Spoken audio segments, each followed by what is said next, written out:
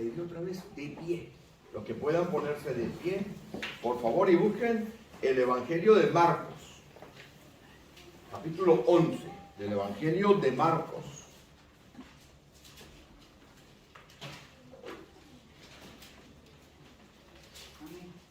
Lo tienen todos, ¿verdad? Marcos, capítulo 11.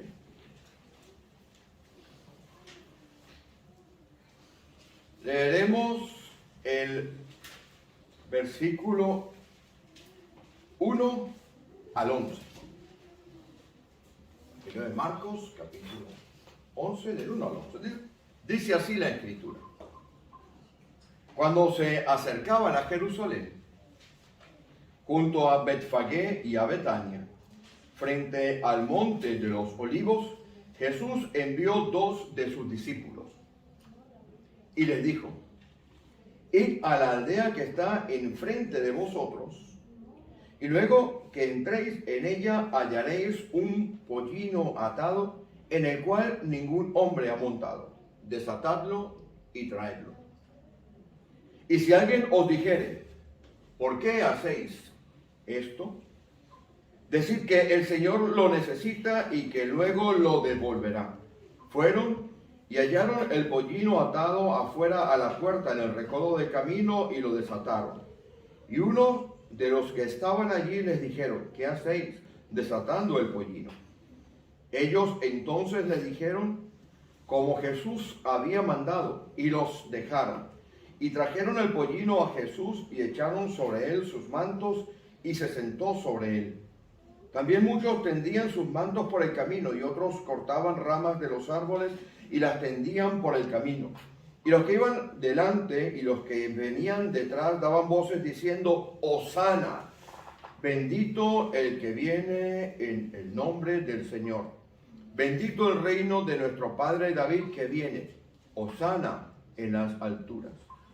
Y entró Jesús en Jerusalén y en el templo, y habiendo mirado alrededor todas las cosas, como ya anochecía, se fue a Betania con los 12.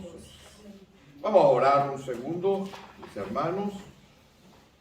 Bendito Padre Celestial, venimos delante de ti para agradecerte por tu bondad, por tu misericordia.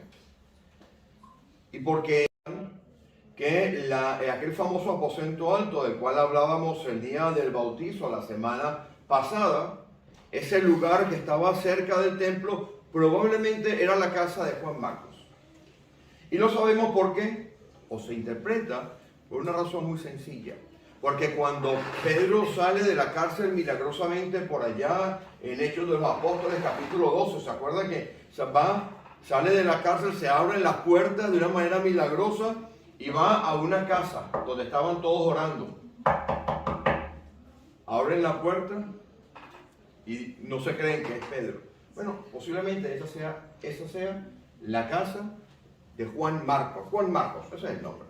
Estuvo expuesto a 3 grandes figuras del Nuevo Testamento. Bernabé, ¿han escuchado hablar de Bernabé? Levita, ¿se acuerdan? Pues ese Bernabé era su tío. Estuvo expuesto también a las enseñanzas de otro fuera de serie llamado Pablo. Los que han hecho el curso de Hechos de los Apóstoles con nosotros verán que Juan Marcos empezó a hacer el viaje con él y luego desaparecen. Y luego aparece más tarde cuando dicen: tráiganme a Marcos porque me es útil para la obra. Y después estuvo durante mucho tiempo con Pedro. Pedro le llama mi hijo, así como Pablo llamaba a Tito y a Timoteo hijos en la fe. El mismo título se lo dan a Marcos, se lo da el apóstol Pedro. Entonces se entiende que este evangelio recoge las enseñanzas, no solamente de lo que él vio, de lo que él participó, porque él no estaba en el círculo íntimo de los 12 del Señor. Desde el versículo 15 del capítulo 1 hasta el versículo 23 del capítulo 7 es el segundo año del Señor.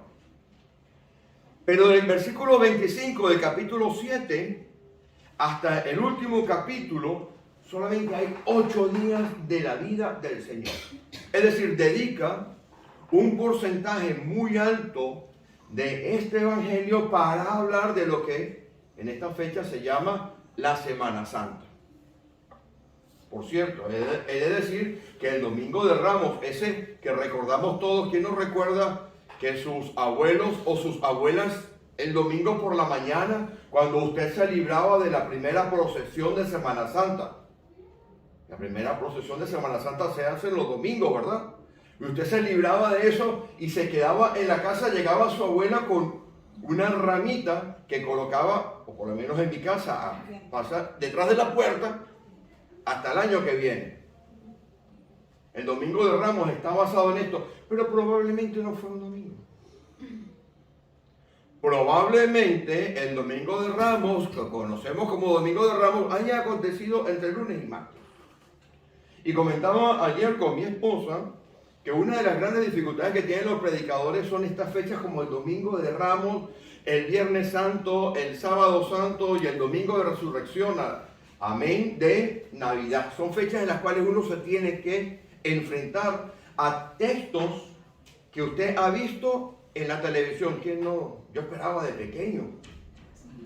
Yo esperaba de pequeño en la Semana Santa porque me encantaba ver los 10 mandamientos, Ben-Hur y todas aquellas películas. Hay muchos que abordan esto desde el punto de vista de unos, inclusive estábamos hablando mi esposa y yo, que había uno que se había dedicado a tratar de abordar el texto desde un punto de vista nuevo y se había metido en la cabeza del burrito. Pues nosotros no haremos eso. Nosotros nos vamos a dedicar a buscar las enseñanzas profundas que están aquí, porque me da igual que haya sido lunes, martes o sábado o domingo. Yo tengo que buscar la enseñanza que Dios tiene para nosotros en estas fechas en la Escritura. Así que volvamos de nuevo a ese capítulo 11. Si quisiéramos situarnos en contexto, en realidad toda la historia, todo el contexto de esto arrancaría por allá por el versículo 32 del capítulo 10. Viene el Señor ya dispuesto a morir. Ya lo sabía él que iba a morir. Esta fecha era su tercera Pascua en la tierra. Si están apuntando los que están estudiando la Escritura, la primera Pascua del Señor está en Juan capítulo 2. Es la primera Pascua del Señor donde había entrado al templo y había limpiado el templo. Esa es la primera Pascua del Señor. Justo después, eso sucede justo después del milagro de transformar el agua en vino. La segunda Pascua del Señor la ven ustedes en el capítulo 5 y el capítulo 6 de Juan, cuando Él sube a Jerusalén. Si usted lee el capítulo 5, el versículo 1 dice, habría una fiesta de los judíos. Y en el capítulo 6 de Juan te dice, y era la Pascua. Y esta tercera Pascua que está aquí, la vemos también en Juan capítulo 12. O sea que esto también nos permite, a la luz de comparar los evangelios, saber que el Señor Jesús estuvo 3 Pascuas. Y esta es su tercera Pascua. Llega a Jerusalén, viene por el área de Jericó. Aquellos que estudian la Biblia comparadamente verán que van a conseguir que cuando sale de Jericó aparece Bartimeo. ¿Se acuerdan de Bartimeo? En algún evangelio habla de 2 ciegos. Y en otro evangelio habla que cuando entraba a Jericó, la explicación de eso, y lo digo a título informativo, es que había 2 Jericó. Había la Jericó antigua y había la Jericó nueva, que había sido creada por el padre de Herodes. Y que uno de esos, Bartimeo, de los 2 ciegos que estaban en el camino, uno de esos ciegos es lo que la Escritura pone énfasis. Si usted mira la Escritura con calma, verá que 2 evangelistas, o 2 de los que están escribiendo el Evangelio, hacen énfasis en un solo ciego, Bartimeo, aquel que no tenía nombre. Porque el nombre era el hijo de Timeo. Imagínense cómo era aquel hombre. Ya venía el Señor y sana a ese ciego, que ya hemos predicado algunas veces, que ese ciego no tenía nada, tenía solamente su capa. Su capa era su almohada, su servilleta, su manta de dormir, su cobija, su cama. Pero cuando el Señor le llama, suelta todas sus posesiones y va al encuentro del Señor. Cosa que tenemos que hacer nosotros cuando Dios nos llama a servirles. Aquel hombre, dice la Escritura, Bartimeo, suelta su capa, va al Señor y el Señor le pregunta, ¿qué quieres que te haga? Que recobre la vista, y recobre la vista y de inmediato va a seguir al Señor. Viene el Señor también en ese recorrido sanando al hijo de la viuda de Naín. ¿Recuerdan? Se consigue también con Zaqueo. Zaqueo, ven que tengo que posar en tu casa. Ya se estaba preparando el territorio y el movimiento, y el Señor ya había hablado dos veces con sus discípulos por allá en Marcos capítulo 8. Le había dicho, el Hijo del Hombre tiene que ir a Jerusalén. Y después en el mismo capítulo 10 verán ustedes que le dice, voy a ir a Jerusalén y me van a matar. Seré cogido de los gentiles. En aquella fecha no podían aplicar los judíos la pena de muerte, por eso el Señor Jesús tuvo que tener dos juicios. El juicio judío que le condenaba a muerte, pero no podía dictaminar la muerte como tal, y el juicio romano que había sustraído al pueblo judío, había sustraído el derecho a matar. Y por eso es que el Señor Jesús fue juzgado por su pueblo y juzgado por nosotros los gentiles. Y llega este momento en el cual la figura gloriosa de Jesús entra en Jerusalén en algo que llaman la entrada triunfal. Pero que si usted la analiza con calma, posiblemente tengamos que darle otro nombre. Cuando llega allí, que esa primera multitud que le venía siguiendo desde hacía tiempo entra con él, dice Hosana. Hosana es S-O-S. ¿Saben? Hosana era un grito del pueblo que significa salvadme, sálvanos Dios. Él se monta en aquel burrito, en aquel animalito, y da cumplimiento a lo que dice Zacarías 9:9. Y aquella multitud, que posiblemente haya sido una multitud diferente de la que 8 días más tarde quería matarlo, lo alababa como lo que él era, hijo de David. Y llega el Señor después de todo aquel alboroto y miren lo que hace.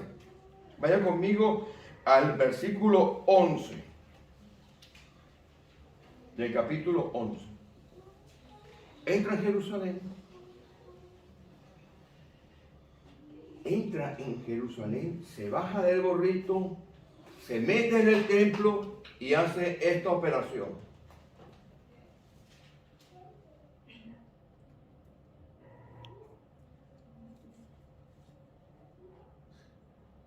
¿Está viendo conmigo, no? Sí. Se queda calladito y se va a Betania con los 12. Y aquí viene lo que posiblemente haya pasado un martes por la mañana. Y que es una enseñanza que está en línea con lo que se ha mostrado aquí atrás hoy por la mañana, con el salmo que hemos leído, con lo que he hablado con los hermanos allá afuera mientras disfrutábamos del café y de esa galleta que por consejo de mi esposa y de mi dietista no debo comer. La revolución y el cambio que tenemos que tener en nuestra estructura mental. Vienen conmigo, vamos a leer. Al día siguiente, versículo 12, salieron de Betania. Cuando salieron de Betania tuvo hambre. Y viendo de lejos una higuera que tenía hojas, fue a ver si tal vez hallaba en ella algo. Pero cuando llegó a ella, nada halló, sino hojas, pues no era tiempo de higos. Entonces Jesús dijo a la higuera: nunca jamás coma nadie fruto de ti. Y lo oyeron sus discípulos. Esto es importante.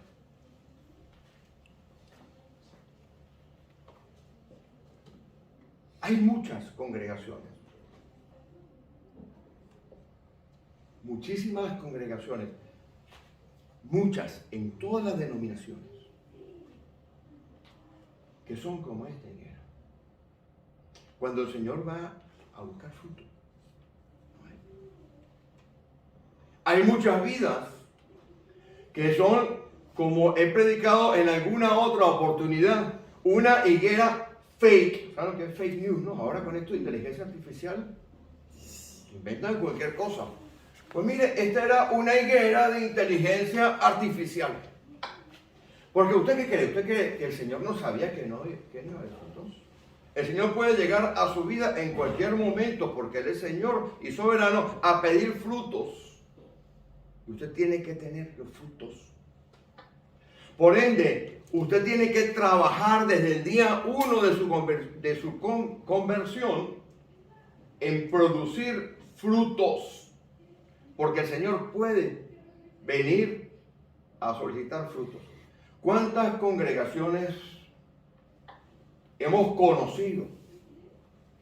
Y quiero que sepan que aquí no hay ni directas ni indirectas. Aquí no hay transpuestas cosas, aquí hay enseñanza de la Escritura. ¿Cuántas congregaciones no hemos conocido que afuera tienen un letrero espectacular? Grande, hermoso, luces de neón. Cuando usted entra, están los lacayos vestidos con guantes blancos, invitándolo a entrar. Le acomodan hasta con linternita, como hacían antes de los cines. En mi época, cuando uno iba al cine, lo acomodaban con linterna. Y esas congregaciones tienen grandes ministerios de enseñanza, de predicación, pero son como una higuera que no tiene fruto. Buchipluma, dicen en mi país. Un pavo real. ¿Usted nunca ha visto un pavo real que se pavonea aquí? Ahora vaya a comerse un pavo real usted. No tiene nada. Soy hueso y pluma. Pues mire, nosotros no podemos ser como esta higuera. ¿Y sabe qué? Muchas vidas de nosotros son como esta higuera. Muchas veces no nos damos cuenta, pero empezamos bien nuestra carrera en la Escritura, en la iglesia, y los afanes del mundo nos van transformando, en vez de ser una higuera de verdad, en una higuera fake. Vaya conmigo, por favor, a la segunda epístola a Timoteo. ¿Lo tienen? En el capítulo 3. Ojo con esto. Cuando usted se desconecta de la realidad y no sabe que estamos viviendo en el tiempo final, en los postreros tiempos, hay un problema. Vaya al versículo 5 del capítulo 3.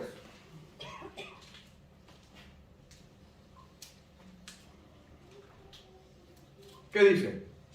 Que tienen apariencia de piedad, pero niegan la eficacia de ella. Mire, esto está hablando de todo lo que está abundantemente siendo encontrado ahora en las vidas de muchos cristianos y en la vida de muchas congregaciones.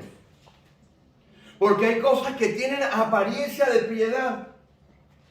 Parece que fueran cosas de Dios, pero no son. Esa palabra eficacia allí significa dinamos, poder. Hay muchas cosas que parece que tuvieran poder, pero no transforman, convencen, disuaden, seducen, pero no transforman. Hay muchas cosas que parecen instrucciones, pero no educan, simplemente le llevan a usted a otro nivel. Voy a usar esta palabra de actuación en la cual usted a veces hasta termina negando cosas que no debe negar. Hay muchas cosas que tienen apariencia de congregación, apariencia de vida cristiana, pero no le tienen. Observe todo lo que hay en la vida de muchos cristianos y por eso tenemos que hacer cambios fundamentales en nuestras vidas. En muchas iglesias también está esto. Lea conmigo. Vamos a leer a partir del versículo 1. En los postreros días. Estamos en los postreros días. Los postreros días arrancaron, como estábamos explicando, el mes de mayo del año 30. ¿Se acuerdan que lo explicábamos la semana pasada? Cuando vino el Espíritu Santo, que se cumplió la profecía del profeta Joel, que decía, y en aquellos tiempos derramaré de mi espíritu, en los posteriores tiempos derramaré de mi espíritu sobre toda carne. Ahí empezó. ¿Cuándo finaliza? Cuando venga el Señor. O sea que estamos en los posteriores tiempos. Miren lo que hay. Habrá hombres amadores de sí mismos. Huyan de congregaciones, huya de situaciones en las cuales el hombre y no Jesucristo sea el centro. Cuando usted vea que en cualquier situación, inclusive en su vida personal, usted es el centro y no el Señor Jesucristo, huya. Sigo. Amadores de sí mismos, avaros, vanagloriosos, soberbios, blasfemos, desobedientes a los padres, ingratos, impíos. A mí me encanta esta frase, sin afecto natural. Esto es la mera limonera. Cuando usted pierde la humanidad, astorges es la palabra que está ahí. ¿Saben que hay 4 tipos de amor, no? Los griegos tenían 4 tipos de amor. Hemos estado hablando de alguna otra oportunidad, 4 palabras para determinar el amor. El amor humano, el que está en la naturaleza humana, el amor de afecto humano es astorges. Puede ser el amor que usted pueda sentir por alguna cosa, un animal, por ejemplo, o que usted puede sentir inclusive por un amigo. Cuando usted pierde eso, usted se desnaturaliza, sin afecto natural, y hay muchas congregaciones que lamentablemente están llenas de esto. Observe, siga conmigo. Implacables, calumniadores. ¿Saben lo que significa calumniadores? Diábolos. ¿Han escuchado hablar la palabra diablo? Viene, calumniadores es diablo que habla con maldad. Miren, mi hermano, el enemigo trabaja en nuestras fallas de carácter para meter esto en su vida y en la iglesia. Implacables, calumniadores, intemperantes, estos que no aguantan una pedida para pelear con usted, que uno tiene que andar con ellos como cuando pisa uno cáscara de huevo. Yo nunca pude olvidar, yo tendría como 11 años de edad, y en la televisión en casa, que estaba medianamente regulada, porque en aquellas fechas mis padres regulaban la televisión. Mi madre, que sigue por Instagram y por Facebook mis mensajes, lo podrá estar escuchando ahora. Yo recuerdo que pusieron una película o una serie que en aquel momento era enorme. Se llamaba Kung Fu. ¿Has escuchado hablar alguna vez de eso? Y cuando yo digo andar en cáscara de huevos, siempre viene a mi memoria una imagen que yo recuerdo, y era que le ponían al protagonista, le ponían una alfombra, era hecha de papel de arroz. Y él, para superar esa prueba, él tenía que andar en esa alfombra sin dejar huella. Y eso era tan sensible que soplaban y se rompía. Bueno, hay momentos en los cuales uno tiene que andar así de iglesia.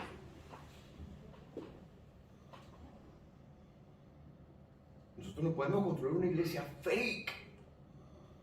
No podemos construir una vida fake. Tenemos que construir una vida, como nos va a decir más adelante el apóstol. Seguimos. Intemperantes, crueles, aborrecedores de los buenos, traidores, impetuosos, infatuados, amadores de los deleites más que de Dios. ¿Usted qué cree? ¿Que esto está afuera? Esto está en la iglesia. Dice: traidores, impetuosos, infatuados, amadores de los deleites más que de Dios, que tendrán morfos, apariencia. ¿Usted lo ve? Yo quiero ser como este. Yo quiero ser como esta. Esa gente que parece que se bañara en vinagre. Así. Y uno dice, no, tengo que tocarlo. Se acerca y busca una excusa para tocarlo, para ver si le transmite a usted la santidad. Usted no tiene que aparentar, usted tiene que ser auténtico delante de Dios. Y resulta que las congregaciones a lo largo de la historia, ¿saben lo que han hecho con nuestras vidas? Eso no voy a decir. Han agregado cargas que no tenemos que llevar. La religiosidad, el ritualismo ha entrado en nuestras vidas. Pastor, ¿usted qué está yendo contra la iglesia? No. Vaya conmigo. Mire, vaya al Antiguo Testamento, guarde esa porción que hemos tenido allí y vaya, por favor, si le parece bien, vaya al primer libro de Crónicas. Primer libro de Crónicas, capítulo 16. Es libro, no es carta, es libro.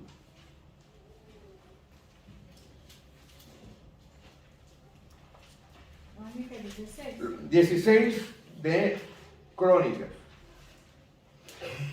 Esto es para predicar 3 horas, pero no vamos a predicar 3 horas hoy, que es domingo de Ramos. Lo tienen, versículo 37. Dice: y dejó allí delante del arca del pacto de Jehová a Asaf, su rey y arca, a Asaf y a sus hermanos, para que ministrasen de continuo delante del arca, cada cosa en su día. Este es David. David sale y saca el arca. ¿Se acuerdan qué era el arca? El arca era donde estaba la presencia de Dios.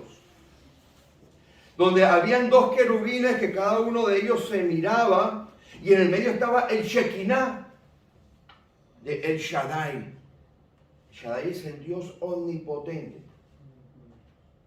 Esa presencia que cayó por allá en Primera de Reyes capítulo 8, cuando Salomón dedica el templo, dice que los sacerdotes no podían estar allí ministrando porque la presencia de Jehová había llenado el templo.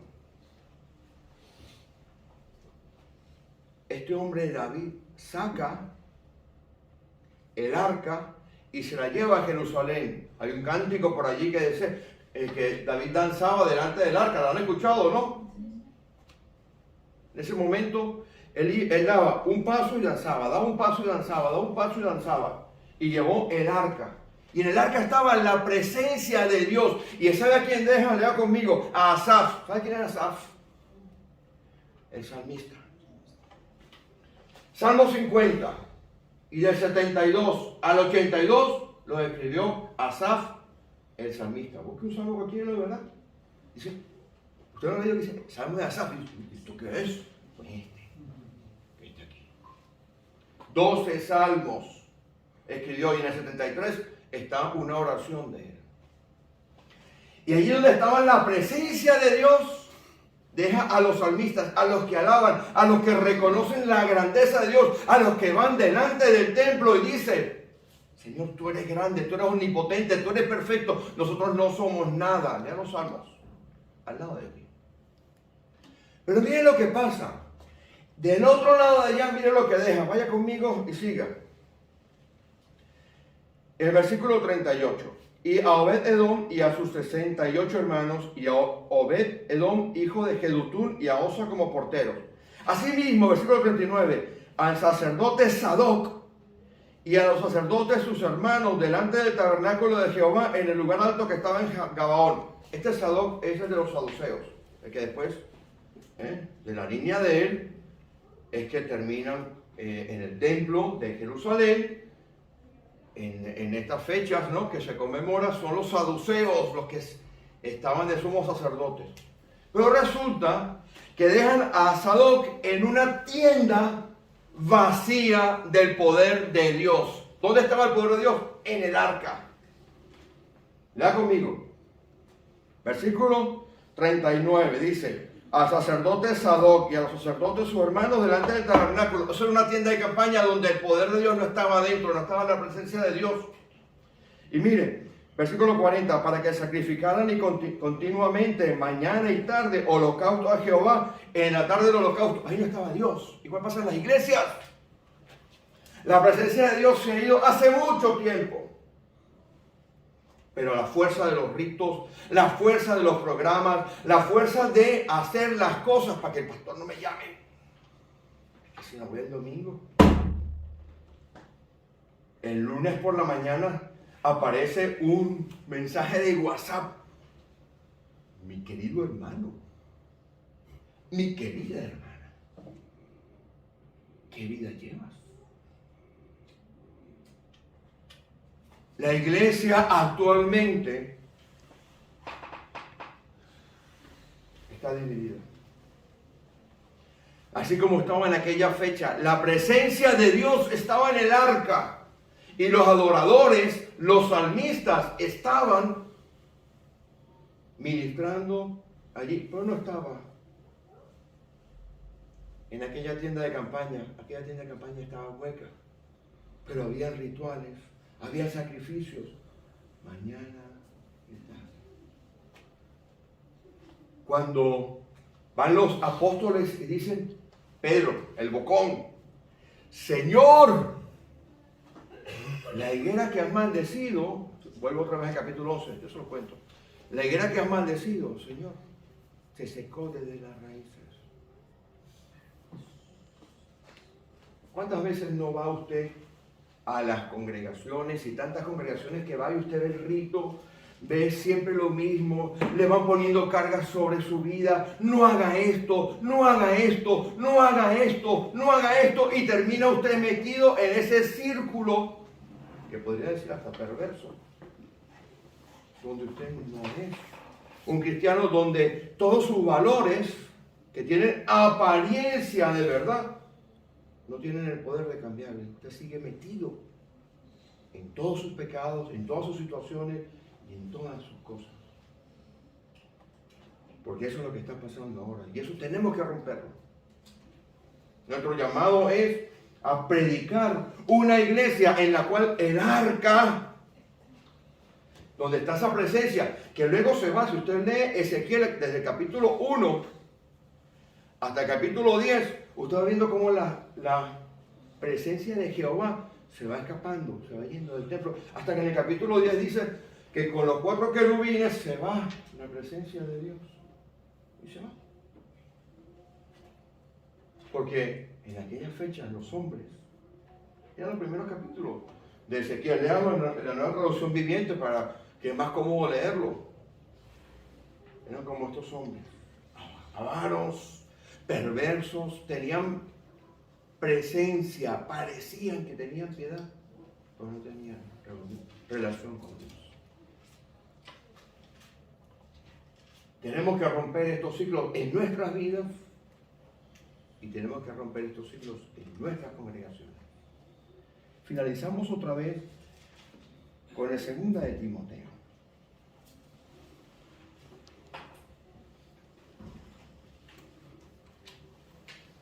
El versículo 7 del capítulo 3 nos dice que estos hombres siempre están aprendiendo. A mí esto, yo solamente lo puedo interpretar a la luz, no solamente lo que me dice la Escritura, porque el contexto es importante, sino a la luz de lo que he visto. ¿Cuánta gente no se cambia de iglesia porque en la otra iglesia hay una revelación mejor? O usted ve que le enseñan cosas que no están en la Escritura. Estos siempre están aprendiendo y nunca pueden llegar al conocimiento de la verdad. ¿Sabes qué es el conocimiento de la verdad? ¿Quién se sabe Juan 8? ¿Conoceréis? La verdad harás libres. Cuando usted conoce la verdad, el poder transformador del Espíritu de Cristo en su vida le hace libre. Pero lamentablemente en estos posteros tiempos hay cosas que parece que educaran y no instruyen. Simplemente nos llevan por otro conocimiento, nos sustituyen los conocimientos. Hay cosas que parece que tuvieran poder de transformar y no transforman, simplemente seducen. Y esto es lo que tenemos que romper, esta dinámica. Sigo leyendo el capítulo 8, el versículo 8, perdón. Y de la manera que Janes y Jambres resistieron a Moisés, así también estos resisten a la verdad. Hombres corruptos de entendimiento, reprobos en cuanto a la fe, es que están dentro de la iglesia. Usted sabe, en todo este libro que hemos leído, que se llama la Biblia, casi todo va para nosotros o para el pueblo de Israel. Usted sabe que va para la gente de afuera. Arrepentidos. El resto es para nosotros. Para los de afuera, arrepiéntete y cree en Jesucristo. Pero para nosotros es todo esto. Qué cosa tan horrible cuando hay cosas que aparentan que te van a dar libertad y te esclavizan. Aquel sacerdote Sadoc, que luego su línea va un montón de años después y usted ve a los saduceos en el templo, ¿se acuerdan? Los que estaban aliados con los romanos, qué increíble. Los saduceos, en la Semana Santa, si usted identifica, los fariseos se retrayeron en su parcela de religiosidad. Los saduceos se aliaron con los romanos. Alguno que quiera leer algún día Macabeos 1 y Macabeos 2, que es una que está en la Biblia católica, verá cómo fue el desarrollo de los saduceos. Sadoquitas le llaman en algunas porciones de la Escritura. Mas no irán adelante, porque su insensatez será manifiesta a todos. Ahora miren lo que tenemos que hacer nosotros, usted y yo. En esta Semana Santa, donde no queremos ser personas como la higuera, donde no queremos asistir a iglesias como la higuera buchipluma, muchas cosas, y cuando usted va, ¿dónde está el poder transformador? ¿Dónde está la instrucción santa? ¿Dónde está la libertad en Cristo? ¿Dónde está el cambio de mente? ¿Dónde está la regeneración? ¿Dónde está el cambio de estructuras de pensamiento? ¿Dónde está el cambio de conducta? ¿Dónde está el fruto de todo esto? Rito, religiosidad, repetición, programas pesados. Mira lo que hay que hacer. Tú has seguido mi doctrina. ¿Sabes qué es doctrina, verdad? Enseñanza. Mi comportamiento, mi meta, mi confianza en Dios, mi capacidad para resistir problemas, mi amor ágape, mi doquime, mi capacidad para resistir problemas, pero para salir aprobado, doquime, la virtud del que resiste, del que pasa por juicio y gana. Has podido estar, has seguido mis persecuciones, has seguido mis padecimientos. Porque todos los que quieren vivir piadosamente en Cristo Jesús padecerán persecución. Pues mire, ahí está la clave. Buena enseñanza que transforma la conducta, que le da a usted un propósito cristiano, bíblicamente centrado en la figura de Jesucristo para su vida. Una fe que no significa que usted no tenga que dudar, al contrario, la duda significa muchas veces que usted tiene que ir al Señor. Porque la fe es la certeza, la sustancia de aquellas cosas que no se ven. Entonces usted va al Señor y pide la fe. Su longanimidad, ¿saben lo que es longanimidad? Esa capacidad que usted y yo tenemos de ser probados y de aguantar también, como todo lo que dice aquí, porque si usted la mira, esto tiene que ver con algo que hace un tiempo nos enseñaba nuestro hermano que hablaba de Pedro. Mire cómo el Espíritu Santo se está moviendo en esta congregación. Persecuciones, padecimientos. Ahí está la clave. Y basarse en la Escritura. Vamos a leer, a finalizar con esto. Versículo 14. Persiste en lo que has aprendido y te persuadiste, sabiendo de quién has aprendido. Este jovencito, Timoteo, conocía de chiquitín la Escritura. ¿Lo lee? Le enseñaban la Escritura en casa. Su madre era una judía creyente y le enseñaba la Escritura en casa, desde la niñez. Desde chiquitico, desde bebé, desde el tamaño de Abigail y de David. Los que están allá atrás, la Escritura era enseñada. Una familia, una iglesia cuyo centro es la Escritura. Amén. Cuyo pilar fundamental es Jesucristo. Cuyo motor energético es el Espíritu Santo. Mire. No va a ser como el de la tienda aquella. Porque la fuerza del Espíritu Santo rompe programas y te lleva por donde Él quiere llevarte. Pero si usted está del otro lado, usted va a ser como, ¿se acuerda? Como la tienda, ¿no? Como esa tienda donde no estaba la presencia de Dios allí, estaba en el arca, pero estaban los ritos. Así que, como ha dicho Patricia, nos vamos, nos marchamos. ¿Cuándo volveremos? No voy a decir solo Dios lo sabe, porque Él sabe. ¿Sí? Nosotros también pensamos que en 2 meses. Pero mientras estamos fuera, vamos a poner en práctica algunas de estas cosas. Porque si ustedes se centran en el conocimiento de la Escritura, versículo 17, final, estarán preparados, ¿para qué? Para toda buena obra. Amén. Vamos a ponernos en pie, hermanos.